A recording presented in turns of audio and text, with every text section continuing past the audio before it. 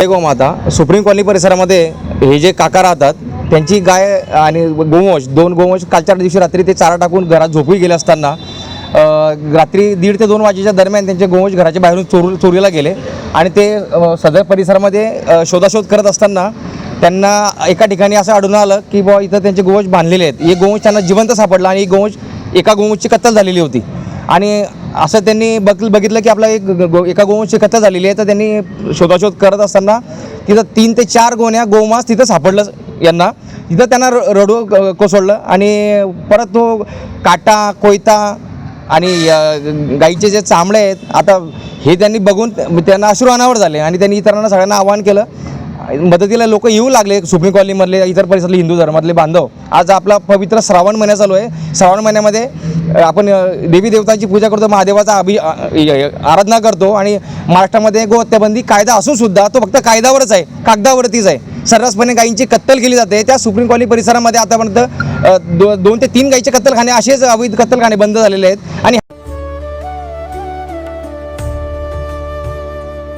Experience heritage and royalty with Bhangle Gold. हा 4था कत्तलखाना सर्रासपणे चालतोय.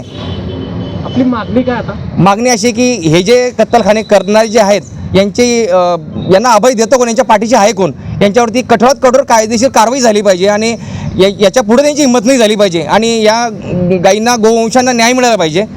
बस हीच मागणी आहे. तरी किती गायींची सुटका केली? आता आम्ही सुटका केली जवळपास 5 गोवंशाची आणि ते लहान लहान गोरे होते. एक तर कापलेला होता आणि 6 गोवंश एकदम 1 महिना सव्वा महिन्याचं सुद्धा गोरं त्याच्यात होतं समाविष्ट आहे. तुम्ही व्हिडिओमध्ये बघू शकत असाल.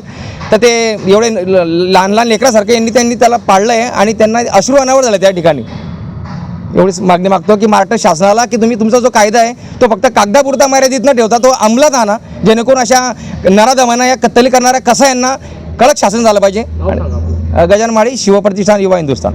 गाय गोरा बांधलेला होता. रात्री मी चारा टाकला, रात्री जेवणाला गेलो, झोपेल दुसऱ्या प्लॉटवर राहतो मी. त्याच्यानंतर 2-2:30 वाजता मग गाय गोरा सोडून नेला. सकाळी उठलो मी 6 वाजता उठलो, गोरा पाहायला गेलो, गोरा नाही. त्याच्यानंतर फिरत राहिलो ते टिकी पार म्हणतात तिथं गेलो. तिथं माझा गोरा सापडला, बांधलेला सापडला. गहू माताचं मांस सापडलं, 3 गोण्या गहू माताचं मांस सापडलं. त्यापासून मी गोरा घेऊन तिथं थांबलो. आपल्या पोलीस स्टेशनला मी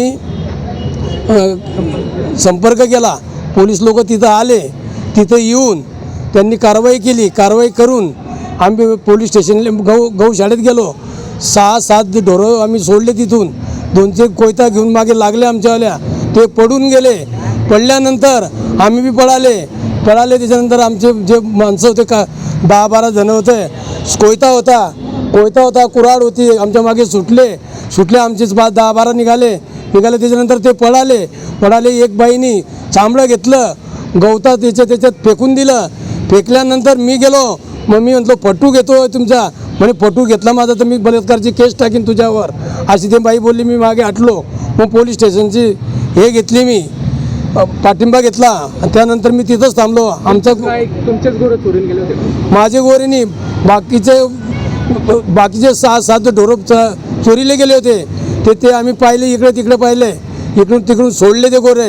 ते तिथे सोडून गौशाळेला नेले. गौशाळेला सोडून आले. त्याच्यानंतर आम्ही पोलीस स्टेशनले काय काका आपली आता?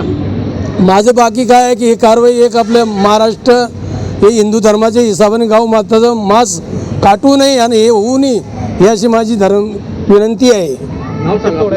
विलास राजाराम पाटील.